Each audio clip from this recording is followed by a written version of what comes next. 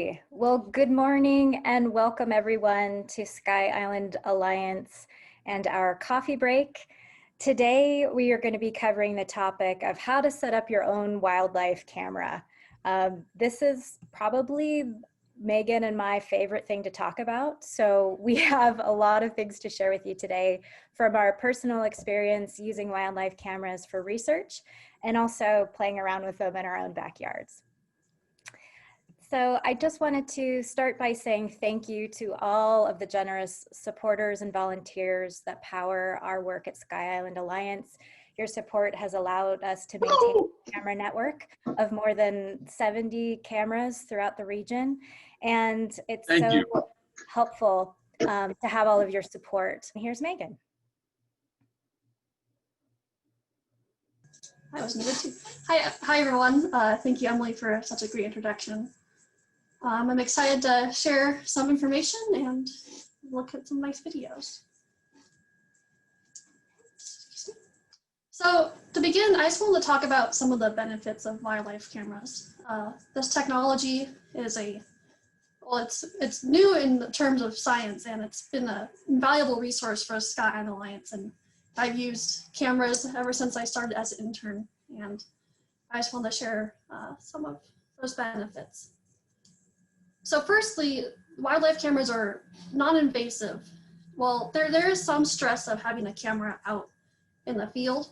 It is way less than having someone track or capture or collar that animal. It limits the stress, and also it saves people's times. It's a lot cheaper and it's a lot faster to check a camera than to have a field tech follow the animal and keep track of it all times. I've done both, and I can say that checking cameras is much easier and much more fun, and you can see a lot more about the wildlife.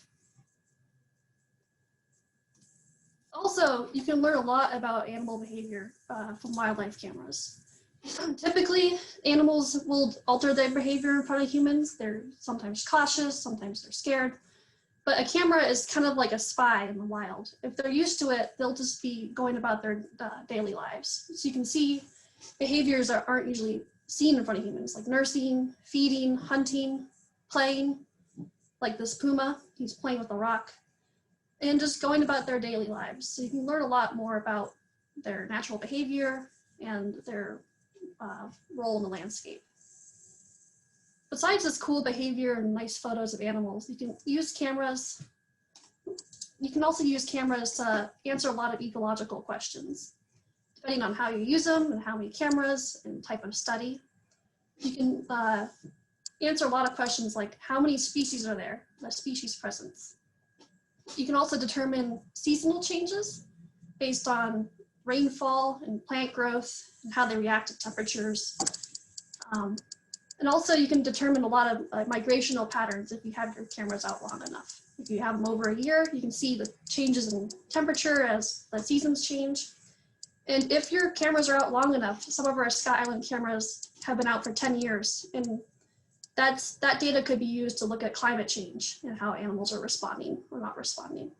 Like there's been some research into the Mexican subspecies of the opossum, which you can see, and how they're moving further north as climate's warming. So there's a lot of cool research you can do with these wildlife cameras. But with Sky Island, we're doing a lot of species presence and trying to determine what animals live in these borderlands in the Sky Island region. So I'm just going to go over some of the nitty-gritty of how to use a wildlife camera. They're pretty user-friendly, but there's some little details and technical things which I think are important to know and how to use them properly. So most wildlife cameras work by using sensors. They have a combination of motion, which will detect as the animal passes through, kind of like a cone, an observational cone, as well as infrared, which is detecting the heat of animals as they pass through the landscape.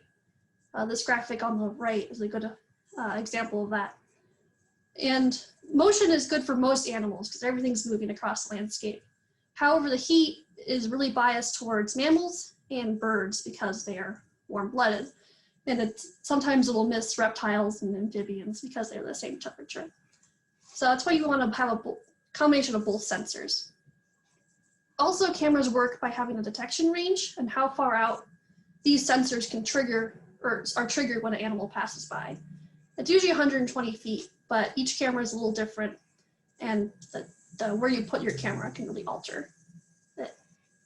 But these cameras are cool because that means you can leave them out in the landscape and you don't have to be there to take the picture, and it'll automatically do it and collect data.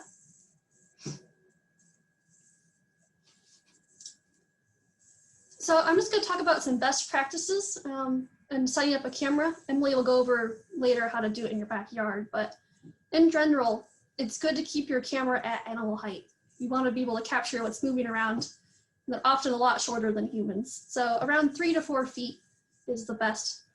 If you want to capture small animals, maybe a little lower. If you want to capture deer or larger animals, I think 3 to 4 feet is actually perfect. And the camera angle matters.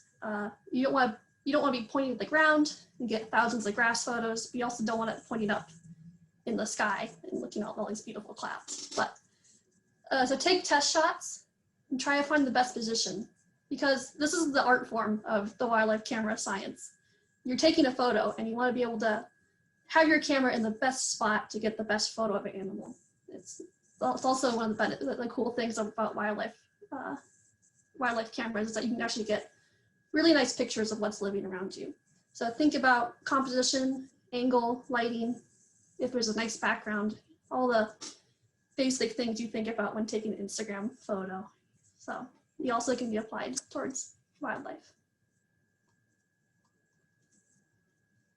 So cameras have to be maintained and checked. You can't just leave them out there forever, even though you might want to. Cameras will take pictures as long as their batteries and SD cards are operating and are operating. So some of these cameras can go 6 months without before their batteries die, but you want to be able to check your camera more frequently. You can check it every day, you can check it once a month.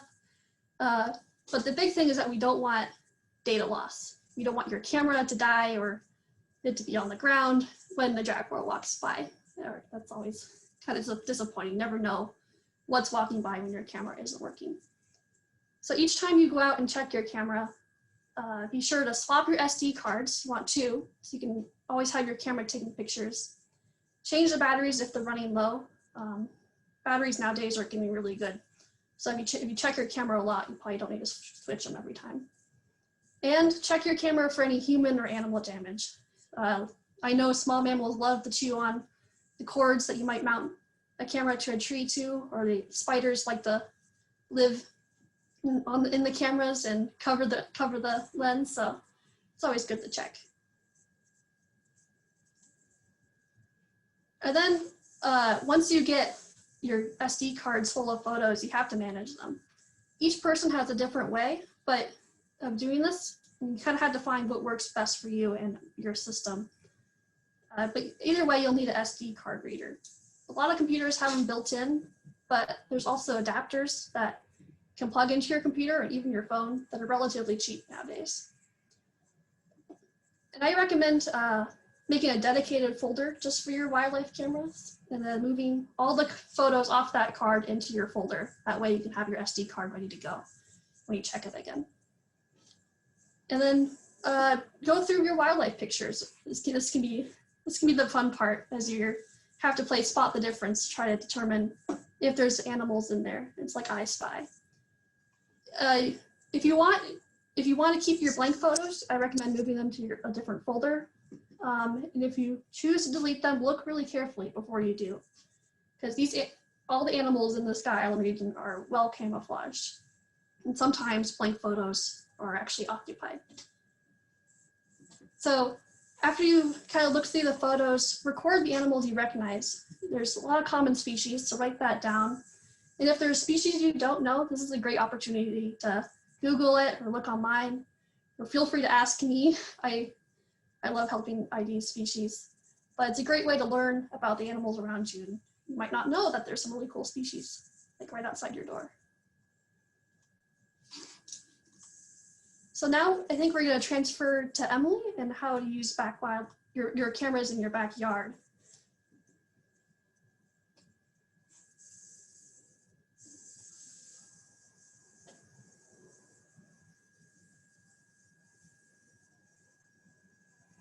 Okay, I figured out how to unmute myself, so now we're cooking with bacon here. Thanks, Megan. Yeah, so I'm going to talk to you about my major obsession with wildlife cameras around my house, and I'm going to talk to you about the 4 different places where I've experimented with home cameras, and basically, you could put a camera out anywhere in a random point. And if you wait long enough, animals are going to pass by and you will see them and you will record them. And in fact, for our border wildlife study, we chose random points along the US-Mexico border to place our cameras. But at that place, there are still many things that you can and it's recommended to do to make sure that you're optimizing any recording and photography of the animals that pass by that point. So if you're not choosing random points, which I'm assuming you're not going to, around your property, you're probably going to want to think about 4 different places that might attract or bring animals through the area. Specifically, food or water. Now, we're not suggesting that you feed wildlife, and in fact, that can cause a lot of problems for many wild animal species in our region, but many of us do have bird feeders out. And if you have a hummingbird feeder in southeast Arizona right now, you might be getting lesser long-nosed bats, these migratory bats that are coming up from Mexico, and I'm going to show you how I photographed them in August. So food and water, I mean, clearly water is an attractant that brings animals. Water is so scarce in our region, especially this time of year, and especially this year. 2020 is a dry year. So water is a place that truly animals do gather. And if you are able to put a camera near a water source on your property, you're going to see many more animals. Also, places to consider is where you might be finding an animal trail, like a game trail.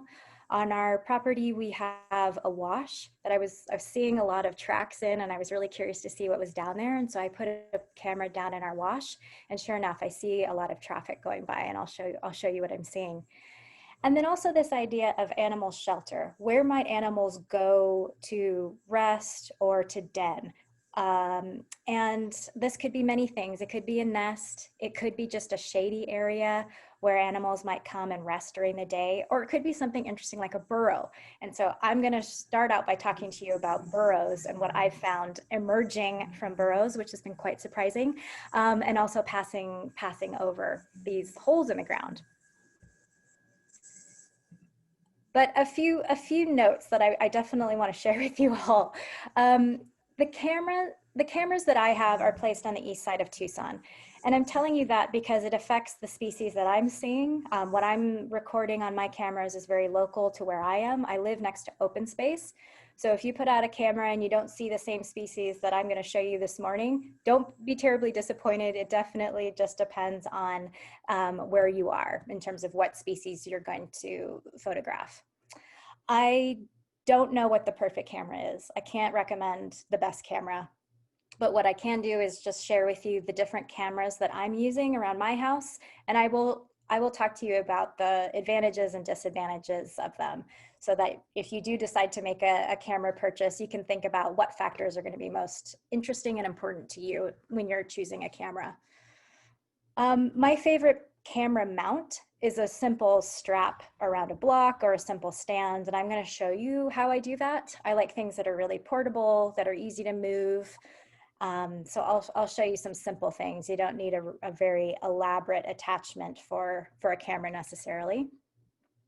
Megan was describing taking photos. I actually record videos. I'm able to check my cameras frequently enough that I like to record the videos, and then I take screen captures on my computer when I want a still image of something that I've recorded. So that's just what I do, and I'll show you examples of both the videos and then screen captures that I've recorded from my videos. I try to avoid waving vegetation. This is one of the most irritating things that anyone who's used a wildlife camera experiences. These so-called false positives or blank images or videos where the camera's been triggered by moving plants. That's really common when it's windy. You know, what can you do to avoid it? Well, there are some settings you can change on your camera, but the best thing is to find a position, a placement of your camera where you're minimizing a direct angle on a plant that's really likely to move. So for example, I tried having my camera out on my driveway, and I realized that I did a whole study on moving creosote.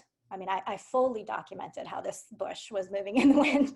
It wasn't, and I got interesting things walking down my driveway, but I couldn't live with going through so many videos of waving creosote. So I'll try to show a little bit more about how you can adjust that, but pretty much it's going to be reducing the number of videos, or photographs, putting a capture delay on to reduce the number of triggers that happen over time, and then just moving the placement of your camera. So the last thing I say before I get to it here is that I mostly photograph mourning doves. I'm going to show you for the rest of the presentation my best videos, the things that are just, you know, knock my socks off, my jaw hits my computer when I see what I've recorded. But mostly what I see are mourning doves. And I'm sharing that because the most common species in your area are what you're going to photograph the most. So be prepared for some monotony. You will see moving vegetation. You're going to see really common species when you're hoping to see a spotted cat, but stick with it. And over time, the longer your camera is running, you will see those less common and rare species pop up. Okay, so Megan already talked about battery life, and I'm not getting any sort of compensation for advertising Energizer, but we did want to share with you the difference between battery types. I learned this the hard way when I was testing cameras in February, and we had really cold overnight temperatures. And now I'm experiencing it in the extreme opposite, where we have really hot days here in the Sonoran Desert. And I've gained a lot of experience about the differences between AA batteries that are alkaline versus lithium. So an alkaline battery that's in this dotted line here, its performance starts to drop, and then it'll hang on for a while and slowly decline and fail. Overall, alkaline batteries will not last as long in a camera as a lithium battery. So that's something to know. They're less expensive. You will probably be more likely to see the decline when you check the battery status on your camera. And the cameras that I use that are battery operated all give a warning of how much percentage is left. But look at the steepness of the curve. It really changes. So it could be 75 one day and then 40 the next, and then dead the following. So you just have to be really careful with that. Lithium batteries are the only ones I recommend if your camera is out when it gets close to freezing. Cameras can't trigger, you'll lose your night photography if you have batteries that can't handle the cold temperature. So lithium will allow you to take cold temperature photographs or videos.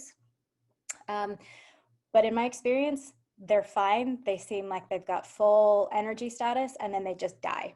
So you just have to be aware of that. I've started keeping track of how many days my batteries have been in so that I can predict when I need to change them, because I've definitely had those times when I went out and was shocked and saddened because my camera batteries had died. It's very depressing. So it's something to be on top of. The more active your camera is, the more photographs and videos it's taking, the more you're going to use up your battery life sooner. And in hot temperatures, it goes really quickly as well. Okay, well, let's get to it. Let's get to the burrow camera. So this first one that I'm showing you is an Basque camera. This is one that has worked pretty well. It's the oldest camera that we've had in my family, and it first photographed a badger last year, so it will always have a very fond place in my heart. This one is just strapped to a cement block that's awkwardly just up. I put some other rocks around it to hold it up. I've got a rock as a shim to help get the right angle. It's just really slapped together, but it's working pretty well for me, so I'm leaving it. In front of this camera, there's a low mound, and then there's a burrow. And I was just really curious to know what was living in that hole. And I assumed by placing the camera here, I would be seeing the animals that live underground and that would come up out of the burrow. Actually, what I've found is I've seen a lot of animals transiting between the camera and the burrow, which has been really interesting. I have this camera mounted significantly lower than the recommended height that Megan shared. And there's some pros and cons to what I've done here. It's about a foot off the ground. And I did that because I wanted to be eye level with small animals. And the advantage of that is I see small animals, they're pretty large in the field of view. I have a nice perspective of them. Sometimes the birds or animals will come and look right in the camera, which is fun. I get lots of fun animal selfies. The downside to that is that larger animals that walk through this area in front of the camera, their heads, their backs might be out of the field of view. So a low placement is not necessarily good if you want to capture photographs of large animals fairly close to your camera. The other problem is I get a lot of reflection back, the infrared, and we get kind of white out conditions right in front of the camera at night. So thinking about glare and reflection back, it's not a flash, but it is an infrared. So we get some of that blowing out the images a little bit at night. Okay, so this is one of the most exciting things that happened is I saw a family of round-tailed squirrels. The mother is on the left side of the screen and she was followed by 6 of her young. There were round-tailed squirrels hanging around this hole, this burrow at the beginning of the year, and I thought, oh great, I can't wait for them to have babies and I'm gonna record all of it and it's all gonna be lovely. Well, it turns out that they actually left when it was time to have their offspring. But then this summer, the mother brought the troop by, which was really exciting. So, well, I thought that I was putting a camera in a place where I'd have a nice little colony of round-tailed squirrels. That hasn't necessarily been the case. I've had a lot of other interesting animal creatures though. So I'm gonna show you this cute little video. This is what I mean by it being very low down this camera. You can see the round-tailed squirrel standing up. Now this camera is oriented south, it's facing south. And this camera suffers a little bit from low light angles. You can see the magenta color on the upper left-hand side. You can see this as the sun is setting. We get some interference. I actually don't mind it. I think it's kind of fun. These are fun cameras for me. But if you're trying to take really clear, serious photographs, this camera isn't the best in low light conditions. This also just as a reminder that you don't necessarily want to have your camera facing west or east directly, because when the sun is low in the sky, you're gonna have false triggers from that intense light, and it's just going to have trouble taking clear photographs when it's getting direct light into the lens. So it's recommended to face your camera either south or north whenever possible.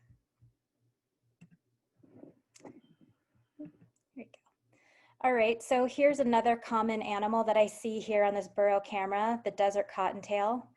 One of the most fun things for me about this particular camera is I get animals being relatively still and just in their candid moments. So cottontails love to come over here and dig and take a little dirt bath. Sometimes they lie down and take a nap. It's really fun to have this little window into their daily lives. Well, this was a surprise. After many months of the camera running, I had seen Harris antelope squirrel and the round-tailed squirrels, but then this Muppet arrived, and this was a rock squirrel that appeared not very common around our house, but it showed up on this patch of desert.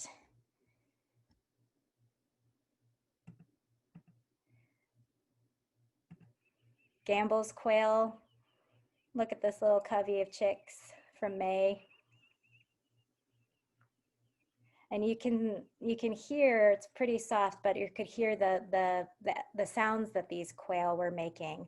So that's one of the things that is nice about these wildlife cameras, both the Abask and the Browning camera that I'll show you next.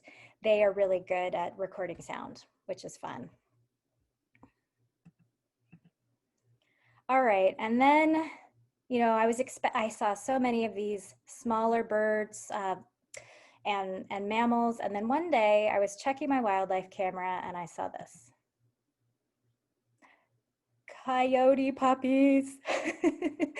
They just ran by. Here, let me show that again because I mean, it's coyote puppies. So this was really fun. I mean, they were coming by not because they had anything to do with that hole in the ground necessarily. They just randomly were passing by over this patch of desert. And these were very small puppies. So, and even their heads and their backs were cut off. So if you were interested in getting large mammals on your camera, it's a real trade-off. If you mount it low, you'll get to see their paws, and we saw their noses and things, but you're not going to have a good perspective of larger animals. So it's just something to keep in mind. I've seen bobcats running by this spot. Look at those paws. I could just look at pictures of bobcats all day. And then we've had the badger. The badgers even come by a few times now, poking around. So I think that this burrow was originally excavated by a badger because there is a mound and a pretty large opening. But what actually lives in the hole now is still a little bit of a mystery. Now, Megan said that we often don't get reptiles. These cameras really aren't designed to detect and record reptiles, but this camera, this model, this Abbas camera, and this location, I tend to get a lot of reptiles, and I'm going to show you just a couple of them. Here's a male and then a female desert spiny lizard that come through. Loves to do push-ups and show off for this camera, which is great. I don't mind. I had a coach whip, beautiful snake come by. Really black head and first half of its body, and then a coral colored tail. I was so excited when I saw it slither past on the video. And then this one was just from a month ago, had a gopher snake that was coming by, and it looks like it went down and investigated what was down in the burrow. I have my cameras set to take 10-second videos, which means sometimes it stops in the middle of the action, and I wish it went on longer. But often animals are moving by so quickly that 10 seconds is long enough to actually capture what's actually happening in front of the camera. Can I make a comment about the reptiles? Yeah. If I want to capture reptiles, it's good to have them low to the ground because what's triggering the camera is the motion. So if it's far away, you won't be able to see the motion of the lizard. So if you want to see snakes and stuff, I think the lower cameras are actually best. Yeah, that's a great point. And this has been the camera where I've seen the most reptiles, and it's definitely the camera that I have that's mounted the lowest. Okay, but then here was the biggest surprise of all with this burrow camera. I saw a little round-tailed squirrel, and then I kept watching the video, and this is one of those times when my jaw fell open. Here comes the Gila monster. Very exciting Gila monster came out of the burrow. So it came out and it wandered off. I didn't see any other videos later that day or that evening of it coming back. So it's possible that it just came down from the right side of the burrow and then it was triggered when it was coming out on the opposite side. But what was so funny, it was watched so closely by this round-tailed squirrel, and then later on that day it was keeping a watch out. It was looking around looking for signs of that strange giant lizard coming back, which was fun. Okay, so I'm going to switch gears now to a different burrow. This is brand new for me. I was walking down my road and I looked over towards the west side of our property where we have an old horse paddock that's abandoned. And I saw this huge mound of dirt, like several feet high, probably 6 or 7 feet across. And I thought, did somebody just go dump dirt over there? Well, I walked over there and nope, there were 2 new giant holes in the ground. And this made me think for sure that some badgers in the neighborhood had been excavating and creating a new burrow for themselves. So what was my first response? Put out a camera. So here I put out a Browning Strikeforce HD Pro. You can see it on the left side. It's strapped to my house cat's cat scratcher. So I'm a real fan of finding anything that will stand up on its own and be fairly stable. That's super portable. So I put this camera out and I just let it go. I had no idea how badgers would live and move around this type of burrow. So I started out with the camera fairly close by, close enough to get a good look in case they peeked out, but then I also wanted to make sure that I had both of the holes in the field of view, because I wasn't sure if they would use one or the other or both. So I checked it the next day and I was very satisfied to see this. This is an American badger. Look at those claws. So this badger, it's a female. I know from having watched this badger family that comes to our house quite frequently that this is one of the females. She's got really white paws.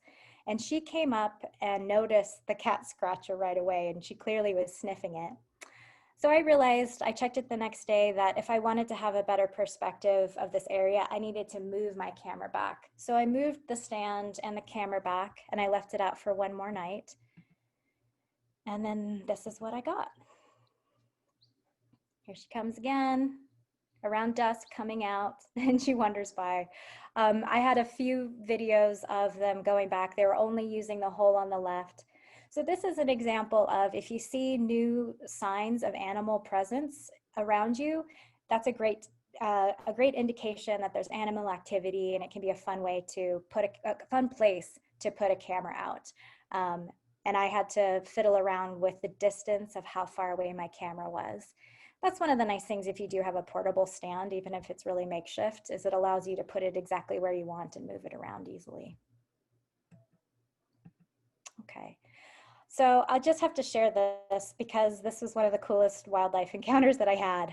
I only wanted to leave that camera in this place for a couple of days. I didn't want to be disturbing the badgers by walking over their underground burrow with my footsteps. So when I went to go and retrieve the stand and the camera, this little badger popped up and was watching me, which was really fun. This is one of the only times I've actually seen a badger during the day.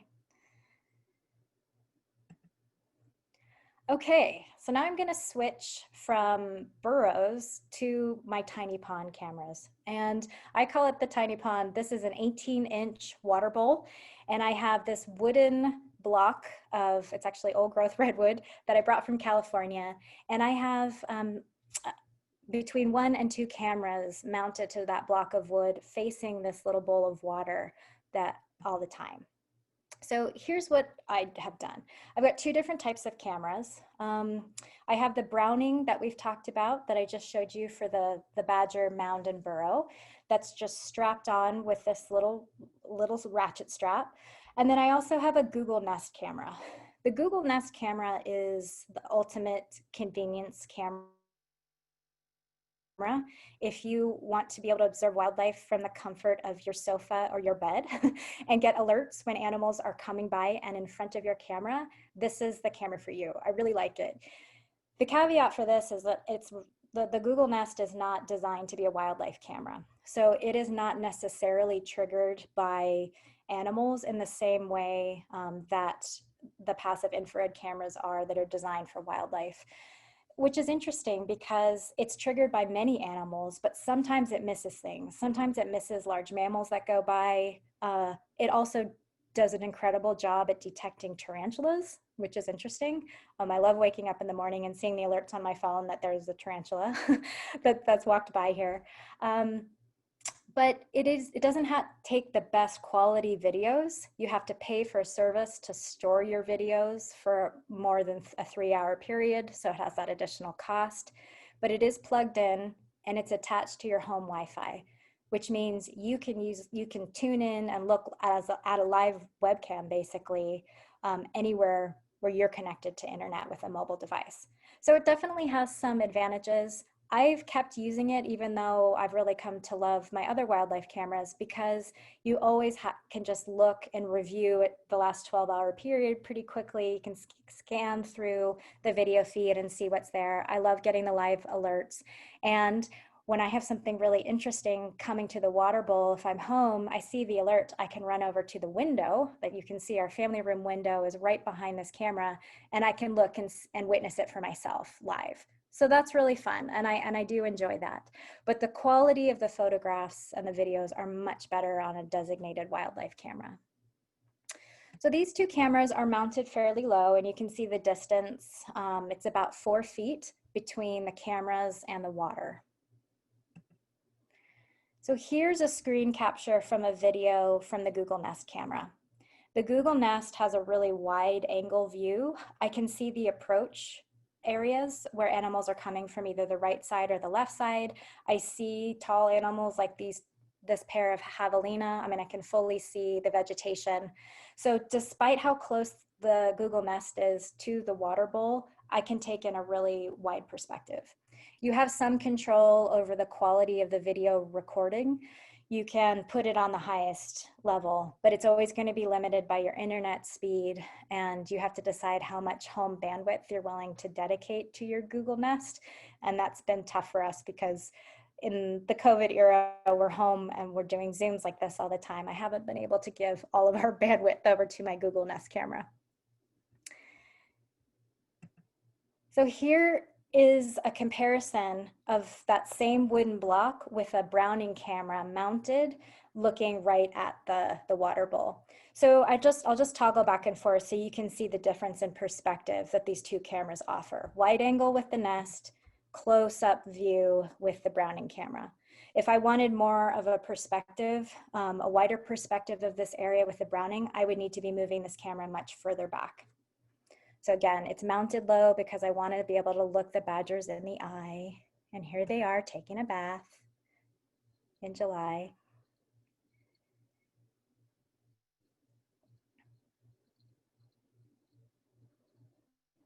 The badgers for me were what got me super interested in putting out cameras. I had put the water out for wildlife, but mostly I had only seen birds and cottontails coming to drink during the day.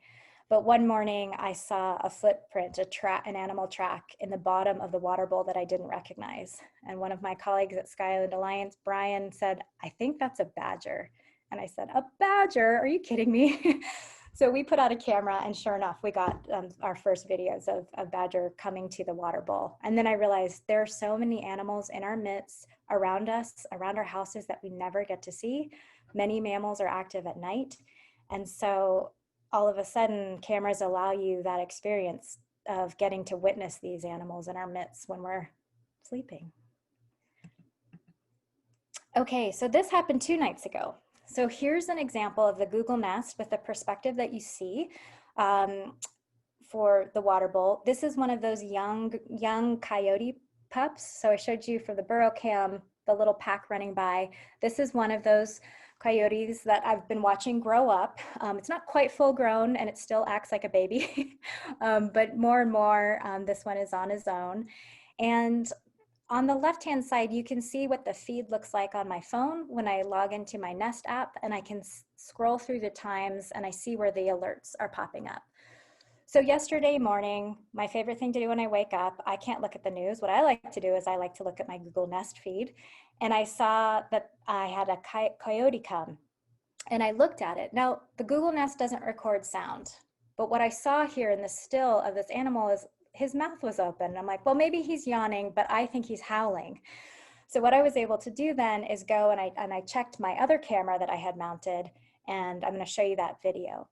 But before I show you the video of the coyote howling, I just want to point out, do you see how much glow we have right here? This is the problem if you have 2 cameras mounted together. They're going to detect the infrared reflection from the other camera. So you'll get really bright spots. Typically my Nest at night video quality isn't very good because I have the Browning camera mounted right next to it.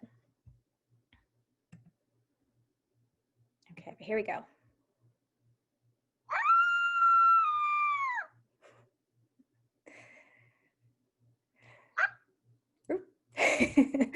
I just thought it was so cute. This is the first time that I've had a coyote actually howl on a camera right in front of our house, which is really fun. So this is just an interesting thing. Often I screen my videos from the Browning cameras on my computer without the sound on, and because his head was cut off, I'm not sure I would have realized that I had recorded the howl if I didn't have the Google Nest. So this is just really trying to illustrate there's always a bunch of trade-offs, where you have your camera placed, what type of camera you're using. So you just think about what kind of videos or photographs you're most interested in collecting, and that can help you test different placements and find what works best for you. Okay, so I'm going to show you one more video of the tiny pond, and then I'm going to move on quickly and show you a couple more cameras.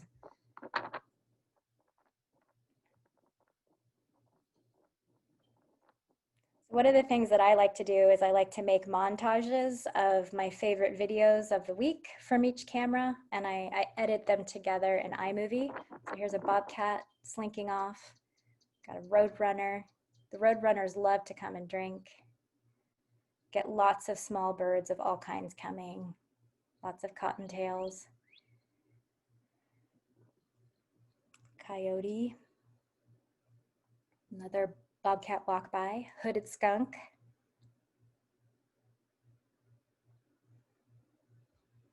Oh, my cat has come to see the wildlife videos. In my experience, the coyotes are the most shy and get the most nervous around the water.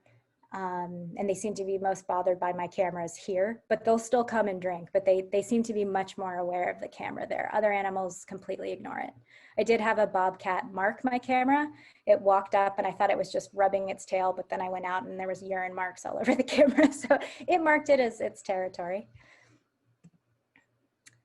Oh, and then of course the badger. I think hopefully you've all already seen the bathing badger. When life feels really hard, everything seems really hard here in this year of 2020. Just remember that there are badgers that bathe, and for me, that makes me feel a lot better.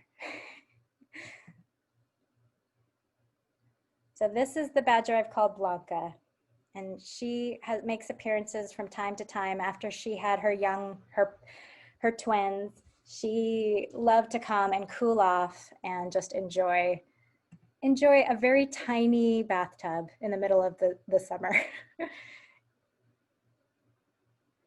It was very hot this day, but one thing to note is that the temperature sensors on these cameras are notoriously inaccurate. They're wildly inaccurate. It might have been 105 degrees Fahrenheit this day. It was not 131. Okay, and you see that the camera angle changed. That's because my Google Nest gave me an alert and I ran over here and started filming with my phone out the window. So this is stitched together with a combination of the Browning camera and then my actual video out of my den window. There she goes. She likes to cool off and then get dirty right away. Okay, so I'm going to move quickly here and just share a couple of other placements that I have. I experimented with a week putting a Browning camera here in the lower left-hand corner with just one of those ratchet straps to a Palo Verde tree facing a hummingbird feeder. And I did this because I realized suddenly overnight in August, the feeder level was dropping. It was becoming completely drained, and I knew it wasn't hummingbirds. Here's just another perspective of how far away that camera was from the feeder. And this took a lot of tweaking. It was very difficult for me to see how to get the right angle with the knobby shape of the tree. So I just experimented with it. And here you can see the lesser long-nosed bats as they came and were enjoying a nice sweet drink here from this feeder. You can see the reflection from the camera in the sliding glass doors on my house. That's what you're seeing on the right side. This is a combination of the videos that I recorded and some stills, screen captures I've taken. Now, Arizona Game and Fish here in Southeast Arizona has a backyard bat project. So if you also are experiencing your feeder level drop overnight, you can record these data and contribute it to a community science project that's tracking these migratory bats that are coming up from Mexico. They're really interested in understanding at what time of day bats first appear at our backyard feeders. That allows them to understand the distance that they are flying every night from the roost. They are typically, these bats roost in caves. And so they're trying to understand where these populations are. Just until a few years ago, these bats were endangered. But they are making a recovery, which is good news. I experimented with moving then the camera much further away, and I put it on a post under our back porch. And here you can see from a very different angle, I could see the bats swooping in and around, approaching the feeder. And so that was fun. I didn't get the same kind of close up, but it was another perspective and angle of how they were moving. Okay, so lastly, I'm just going to share with you a camera that I have mounted down in my wash. This is a place where I knew I had a lot of animals moving along. This particular mount is on a wooden stand that my dad, hi Dad, he's watching today, made. It's a tripod mount that's been screwed into a simple wooden post, which is really secure and really handy. This is my most stable stand, so I give my dad full credit for inventing this. This is a Browning camera that's just screwed onto that, that tripod mount, and it's about 1.5 feet off the ground. But because it's further away from where most of the action is of animals moving through the wash, I still have a really broad perspective of the animal movement. So I get a parade of animals. I think probably my favorite are the bobcats that move through here. This is the only place on my property where I've actually seen bobcats carrying prey. I've never seen them catch something on the camera, but they move through carrying animals, which has been really interesting. And I'll show you a compilation of the type of animal activity that I have in the wash. Lots of coyotes. There's a Harris's antelope squirrel. Bobcat running with a curled up tail. Coyote. A very, very brave pack rat.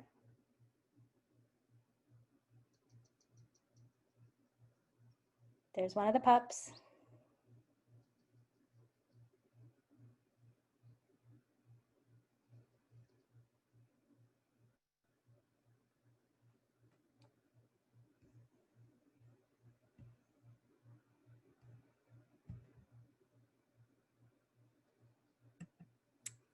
Okay.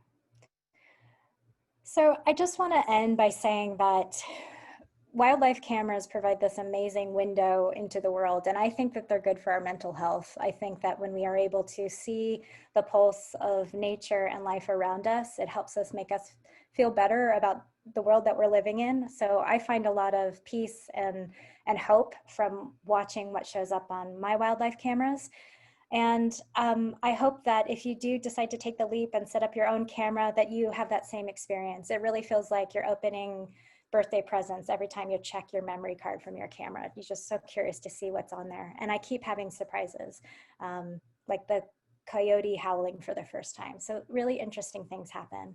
But these observations are also, they are data. They are helping us understand what's happening with wildlife here in the Sky Island region, or if you're tuning in from other parts of the country, in your neck of the woods. So I would encourage you to think about how you can keep these data, collect them. So Megan mentioned document which species you see every month. And we are going to be rolling out a new project for those of you in the Sky Island region, either in Sonora or Arizona. We're going to be inviting you to submit a species checklist to us to join our wildlife camera network. This is going to be called Sky Island Photofauna, and we will be rolling this out in October. So please stay tuned for more information about that, and we'll host a coffee break where we explain how to submit your data through your home wildlife cameras. We have a really special opportunity for you. If you're interested in buying a camera, we have purchased all of our equipment from Trail Cam Pro, and they've given us a discount for the cameras that we've purchased for our border wildlife study. And they're willing to extend that to our supporters in hopes that you will set up your cameras and join our monitoring network. If you're interested in purchasing a camera and would like the discount code, please email our colleague Zoe at skyislandalliance.org, and she'll be able to email you a discount code for 10% off the camera of your choice at trailcam.pro. It might take us until early next week to get the discount codes out, but we'll be working on that. So I hope if you don't have a camera out already, you think about it, and I hope it brings a lot of joy to your life. And with that, with this badger selfie, Megan and I are going to take your questions. Yes, we have a lot of good ones in the chat. Awesome. So first off, from Alan, he had a question about video modes and how he sometimes experiences 5-second delays. Have you ever experienced that, Emily, in missing animals on video? Yeah, I have experienced that. It's one of the most frustrating thing when you can't figure out why the camera didn't trigger when the animal was moving into the field of view or right in the middle of the field of view. One of the things that I've realized is that these cameras, their field of view, these sensors, if it's obstructed at all, even if it's a small plant or shrub, in that field of view of like 90 degrees, if there's anything in there, it really shortens the perspective that the camera is detecting. So I realized I was having that problem a couple of weeks ago, and I had to move my camera further away from a plant that I thought was outside of the field of view, but I think it was obscuring one of the sensors. One of the advantages of going to Trail Cam Pro is they do the same standardized test on all of their camera models, and you can compare their independent assessment of trigger times and how accurate they are and their field of view. So that's one thing you can do, is look at trailcampro.com and look at their comparisons between models. I think cameras do really range in their performance in that way. All right, so our next question is from Kathy. Has anyone stolen one of your cameras, and what's the best way to secure it? I can speak to Sky Island. Over the years, we have had cameras stolen. That's because we have them out in the field, and we lock our cameras with either chains or a cable lock, as well as like little U-locks. And if you don't live out in the middle of nowhere like Emily does, you can also lock your camera up and with like a bike lock or a chain, if you live in a neighborhood that you don't trust as much. But that's also good to do, just to make sure that no one tampers with your camera. Do you have anything to say to that, Emily? No. It's a common problem. I mean, sometimes animals or people will damage a camera if they think they've been photographed and they don't want to be, unfortunately. So even if you have it locked up, that is sometimes a risk. I know in wildlife studies around the world, in places where they're more likely to be stolen because cameras are worth something, I've seen extreme examples where they're actually cemented into highway undercrossings, just to make sure that they are not physically able to be removed. But there's very little that we can do to prevent them from being damaged. But if you secure the bear box housing pretty tightly, then it's unlikely that people will take it.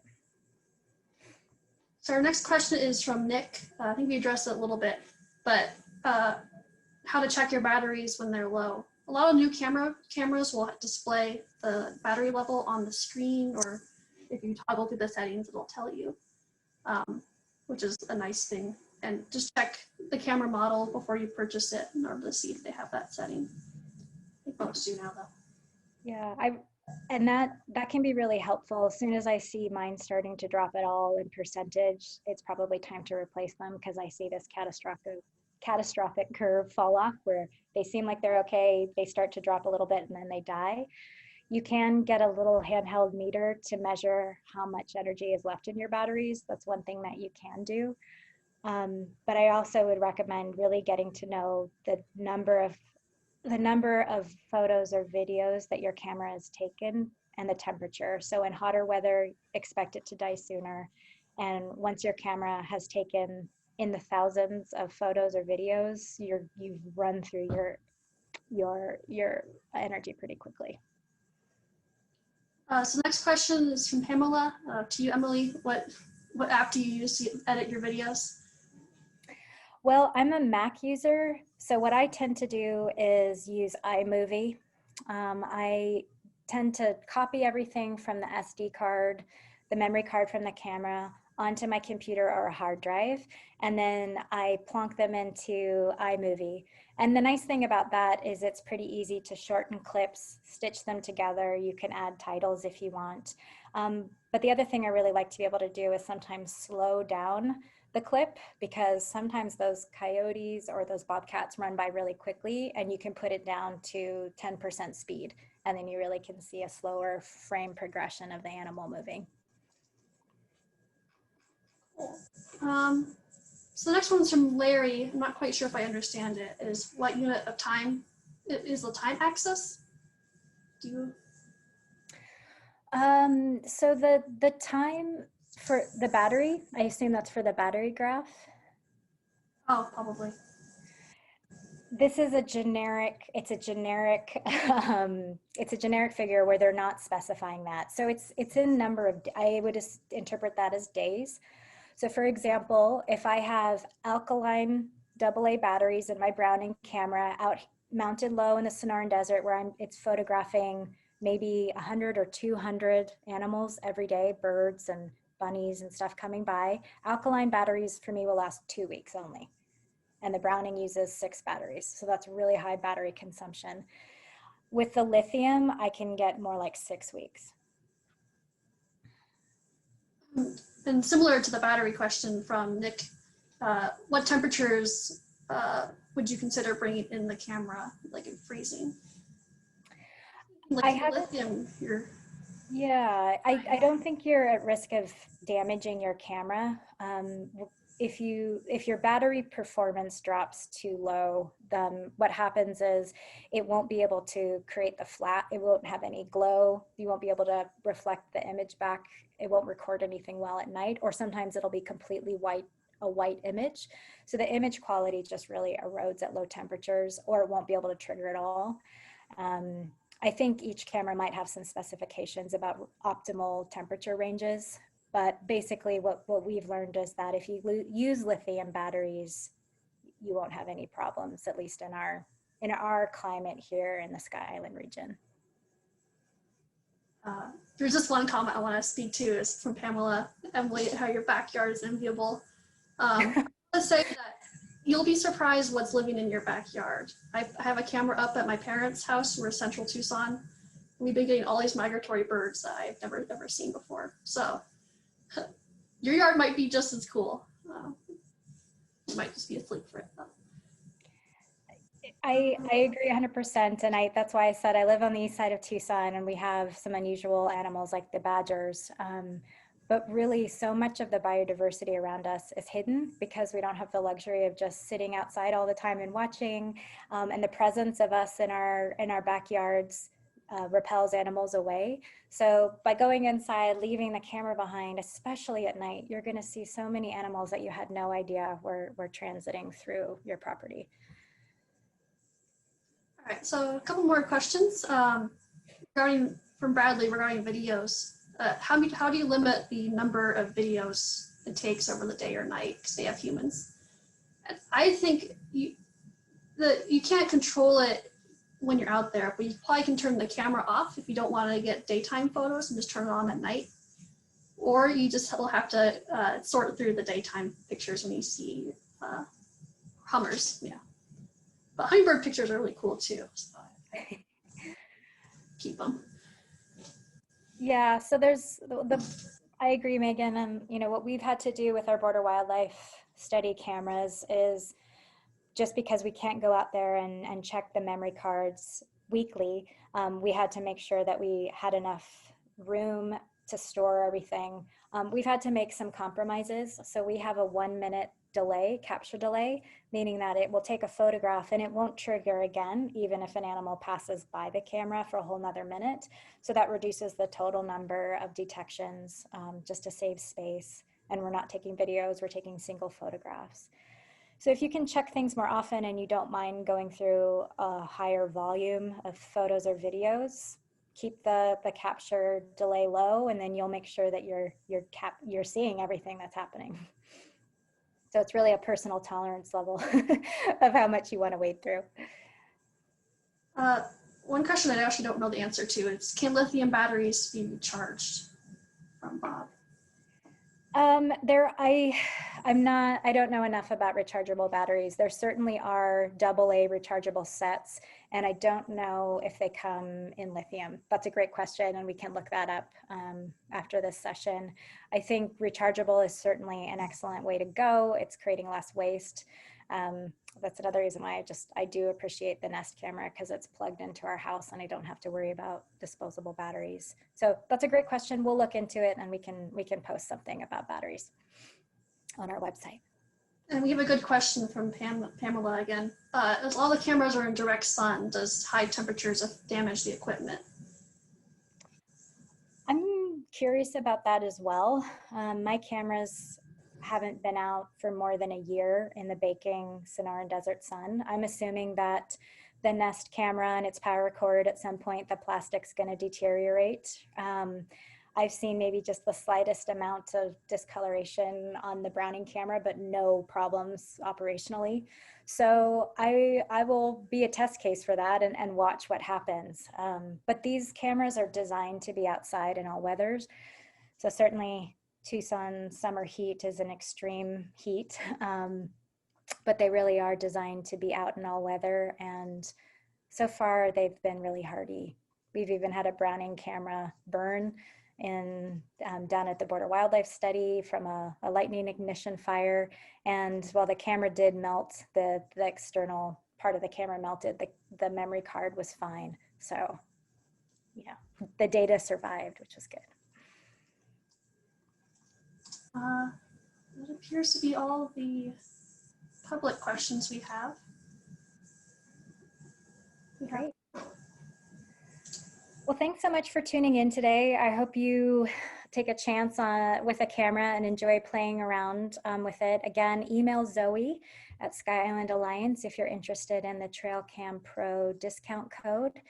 And we will be sharing an update about when we can do the training on Sky Island photofauna next month. And we hope that you'll want to tune in with us and participate in that. I can't wait to have a channel for all of my home data about animals in my house.